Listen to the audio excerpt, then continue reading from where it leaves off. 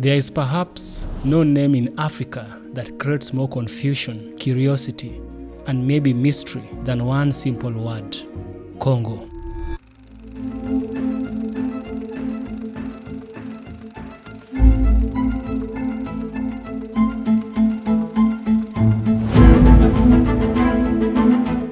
For many people around the world, Congo is just one country.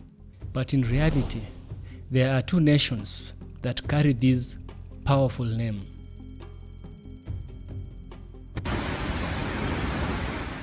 On one side of the great Congo River lies the Republic of Congo, which is often called Congo-Brazzaville.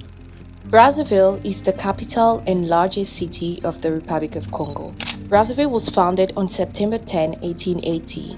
The city is said to have been on the site of Kuna, a Bateke village, and was named after its part African founder, explorer Pierre Savognin de Brazza. And on the opposite side lies the giant of Central Africa, the Democratic Republic of Congo, commonly known as Congo-Kinshasa. It is Africa's second largest country after Algeria, covering 2.3 million square meters of land. It is a nation so large that it would fit Kenya several times inside its borders. The DRC is a country of incredible contradictions. It is home to one of the largest tropical rainforests. The Congo rainforest is the second largest on Earth. Only the Amazon is larger. It covers an area a quarter the size of the United States. Enormous trees, active volcanoes, mountains, rare wildlife, and some of the world's most valuable minerals, including cobalt, copper, gold, diamond, and coltan. These minerals are resources that help power our phones, computers, electric vehicles, which are used across the globe. Hundreds of kilometers to the east is my very own country, Kenya. A nation that is known for its wildlife, technology, entrepreneurship, tourism. You see, Kenya is much smaller, with about 580,000 square meters of land. After days of walking around the streets of Goma, speaking to its people, eating its food, and experiencing life beyond the headlines, my journey in the Democratic Republic of Congo is coming to an end. So here I am at the Rwanda-DRC border. But before I cross the border into Rwanda, there's one final question I must answer. Was the Congo I found the same Congo I had been told about? Like many Africans, my understanding of Congo had been shaped largely by the headlines. But every nation has many stories. The stories that receive the most attention are the ones that ordinary people live every day. What's the time? It's 13:20 Central African time. It's not the East African time, but Central African time here at the DRC, right? So, the DRC, I've been here for 4 days now. Today's on my 4th day. I decided to take a trip from Nairobi to DRC, come and visit this beautiful place. It is elegant, it is beautiful, there's a lot of fun. Actually, I was surprised by some of the things that I came to see here, right? Right now, I am in a beautiful, beautiful restaurant called Bled the Or, one of the elegant restaurants you can have here at DRC.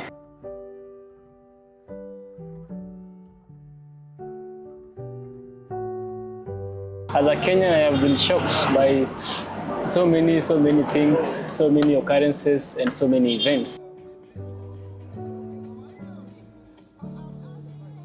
You see, while we Kenyans are used to a relatively structured environment with high digital connectivity, the DRC, particularly Goma offers a much faster, more chaotic, and less organized pace of life, right? That is my experience, if you ask me. So one of the culture shock is there's a huge language barrier here, you know? I know speak English. Which one you speak? Congolese? Yeah. Okay. I speak in Swahili. Lingala? Lingala, never. French? Never. In Kenya, the official languages are Kiswahili and English. And you know that Kiswahili is spoken in three East African countries, that is Kenya, Uganda, and Tanzania. But it is well spoken in Kenya and Tanzania. Some parts of DRC, I've heard some people speak English, but there is some difference. You can't really gather everything they say because their Swahili is a mix of different languages of Congolese. You know, we have Lingala, we have the traditional languages here, and they put in some bits of Franke. I'll have to pay you 1500. Hamna shida kama utaongeza hata 500 na wewe mwenyewe tu. Sawa. Okay, Kiswahili is spoken also in Congo, but it's very different. Now let's move to the European languages that we use here in Africa. In Kenya, because we were colonized by the British, we use the British English. Let me just say we use English, right? In Congo, they use French. French is the language spoken here. You may ask me, but why are they speaking French, yet they were not colonized by the French, right? Remember, they were colonized by the Belgians.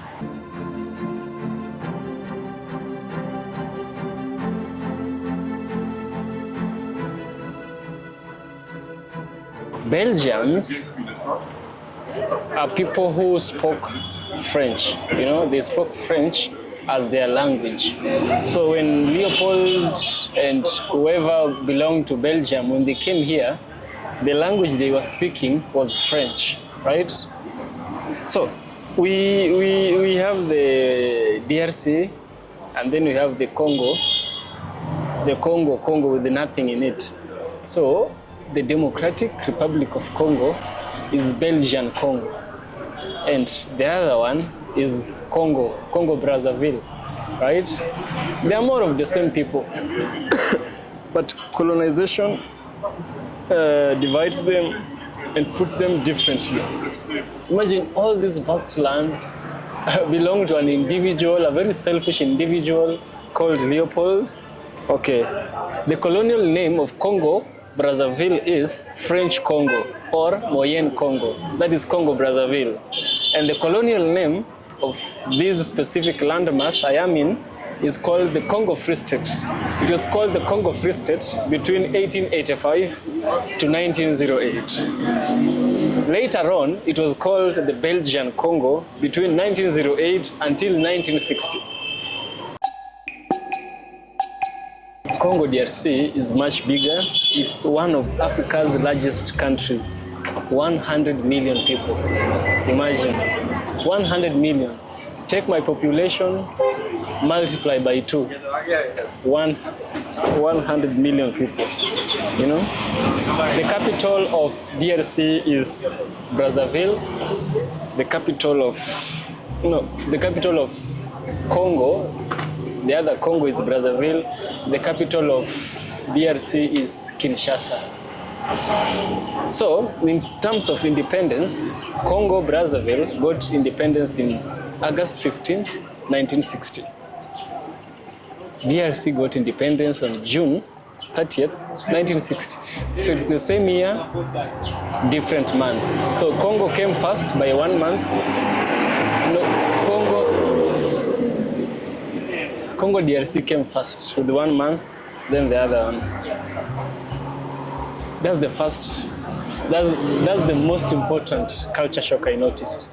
French is spoken here, and you know, I I wasn't understanding many things that were being said. I really wasn't understanding. On ne voulait pas simplement nous limiter à ça, on vise plus loin que ça. Mais c'est pour nous rapprocher aussi de la jeunesse des Goma. Ça va aussi nous aider à mieux se connaître, à mieux se fréquenter. I had to find someone who speaks both Kiswahili, French, and English. And Martin was there. Martin was able to speak both languages. In fact, he speaks also his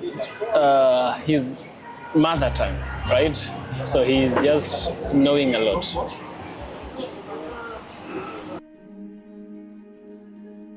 Now, let's go to another one. This one is on the gray areas.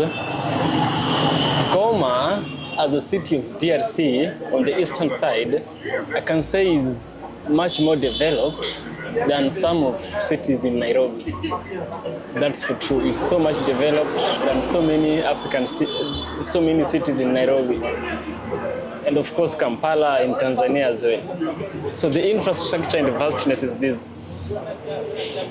While Nairobi is a tech and a transport hub, moving between cities in the DRC is rarely possible by road due to the country's immense size and infrastructure challenges.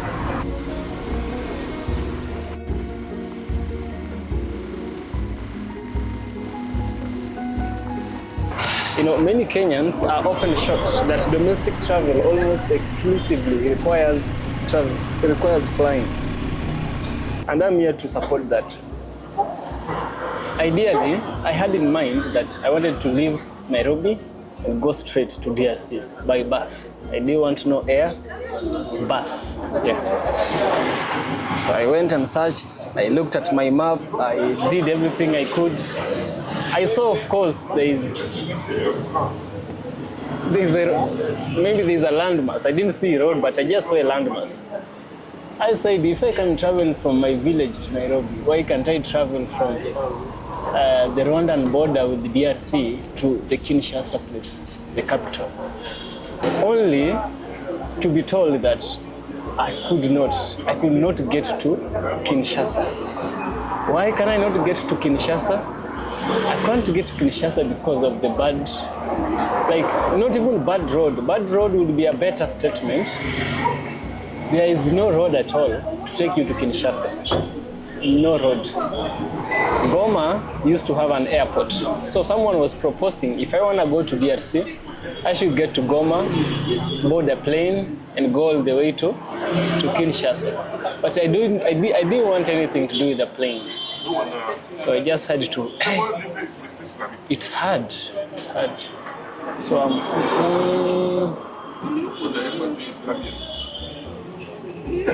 what could I do? I really wanted to go to DRC. What could I do? I thought for myself, maybe I could get to Goma and find a means I would reach Kinshasa. There are things I can't speak on camera right now, but there is no road from here, Goma, to Kinshasa. There is no, so bad. That other side, not so good. There is no road. There is no.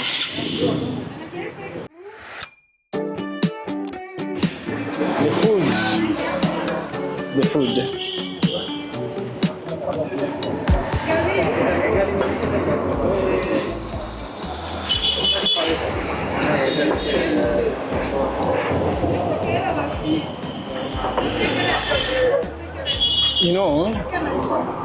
Taking away the fast food, the traditional African foods, I find a lot of similarity in the traditional African foods.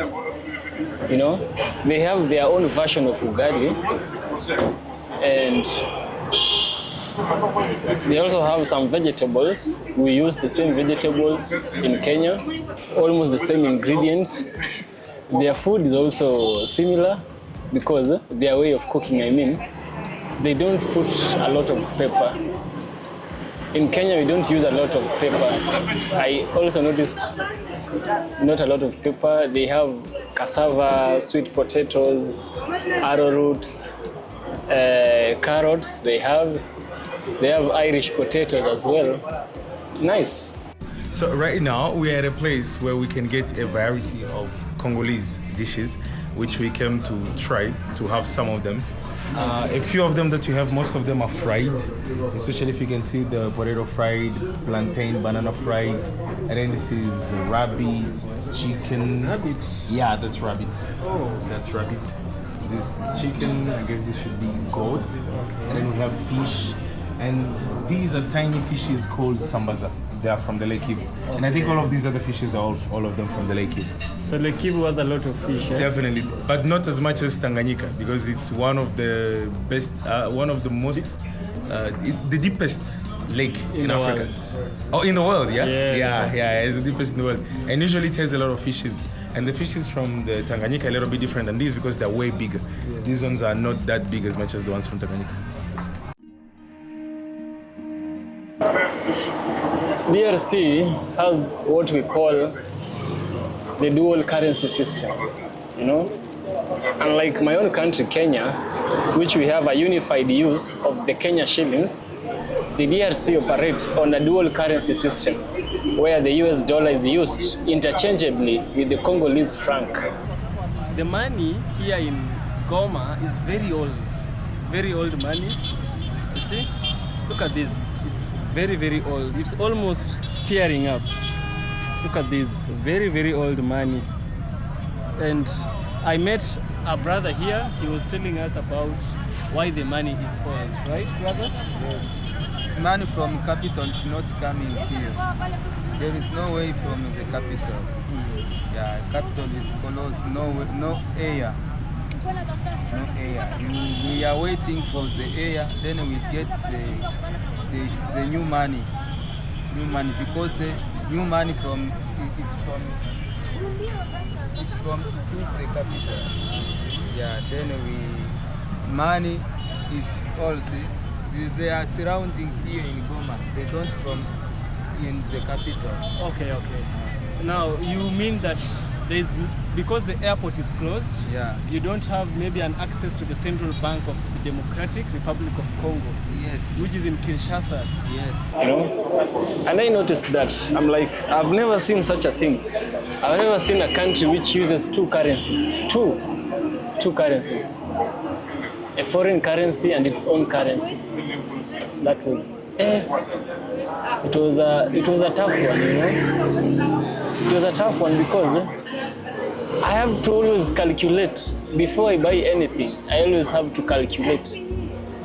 Someone is telling me like buying what? I think I was buying rice yesterday. I had to pay 3,000 shillings, 3,000 francs for rice. 3,000. I'm like, how much is 3,000? I always have to go back to my calculator and calculate and see how much this is. Sometimes I have to convert it to US dollar, multiply it, again divide for me to know the exact amount if someone is really selling it at the right price. That's a culture shock. I noticed one weird thing. Here at Goma, DRC, they use very old, very old notes. Very old. I haven't seen any new notes. You know, I was so much intrigued by this. I had to ask the locals why that is so. I've never seen a note is so much torn, literally torn, and you have to use it. And I had to, you know, I had to carry those old notes, and nobody refused, but take that old note and go to my country, Kenya, nobody would touch it. They'll tell you, give me new, I don't want the old, but here it is accepted. Listen to what this brother said. So,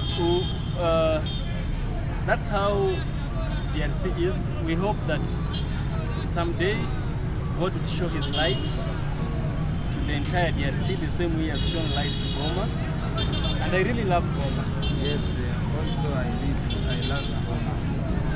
You are a Congolese? Yes, I'm Congolese. All right. Oh, nice one, nice one. But why do you use US dollar?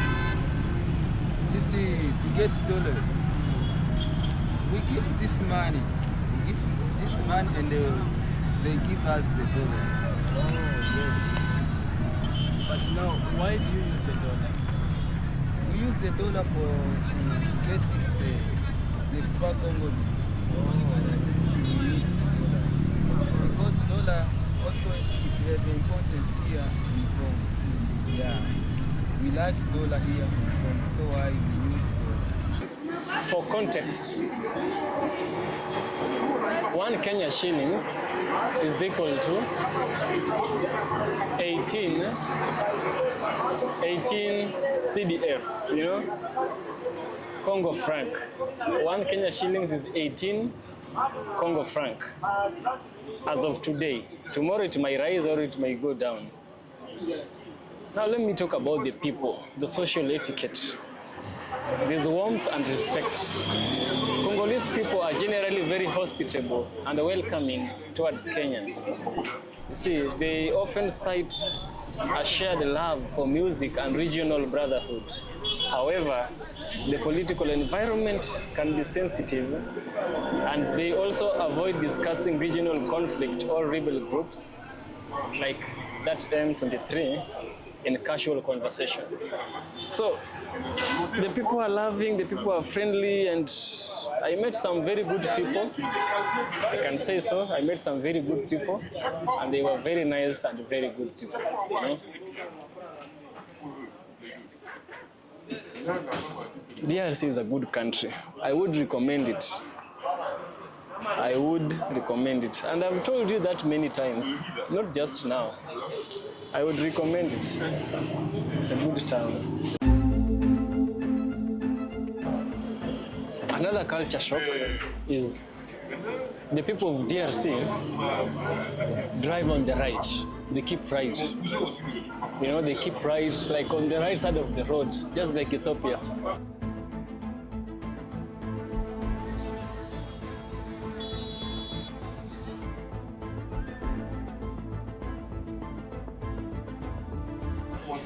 They keep on the right side of the road. And I was shocked. I had to always, reboot my mind and tell it that, no, you are in a different country, right? Even sometimes while sitting here, I'm forgetting where I am.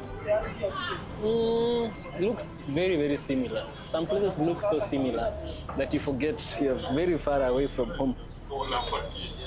They keep right. And another thing I also noticed is that, those countries that keep right, their steering is always on the left. Those countries that keep right, steering is on the left. Just the same way in Kenya, we keep left, steering is on the right, Here it's different. Here, steering is on both sides. Some cars have it left, some cars have it right. So there is no a law that is there to decide we only want this kind of car in our country. But I can say it's a lot of advantage. Maybe you are an expert, you've finished your whatever took you abroad, now you want to get back, And particularly most countries abroad are always, the steering is on the left side. So you can be able to bring your car here. Not like in Kenya, you've finished, you've retired, you have to sell everything in order to get to the country. Here you can bring it, right? You can bring it, which is a good thing if you ask me. It's a very, very good thing if you ask me.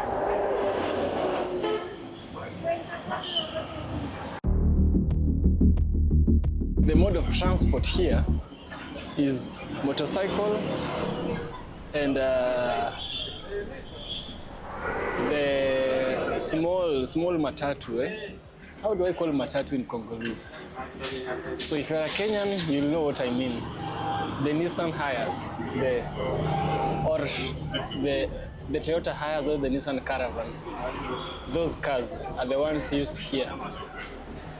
And all of them are yellow. If you see a yellow car, that car is a car that is of public transport. That's it. In Kenya, we don't have uniform. If you like to paint black, it's okay. Yellow, green, whatever. It's all a mix. That's because we have the matatu culture.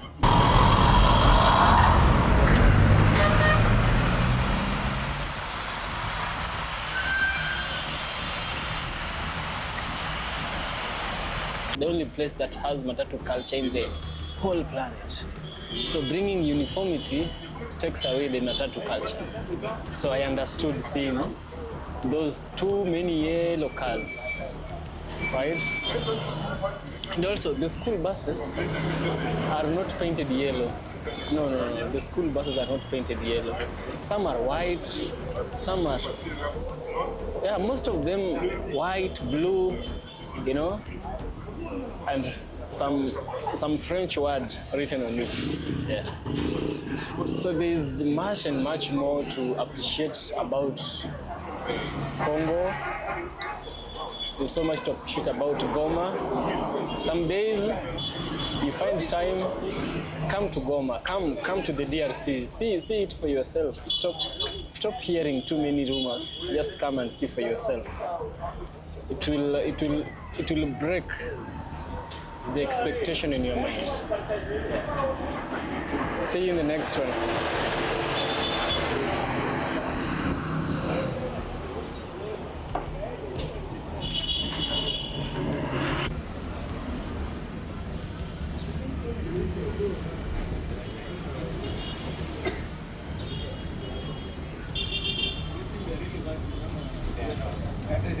They are among some of the most useless we've ever had in Congo.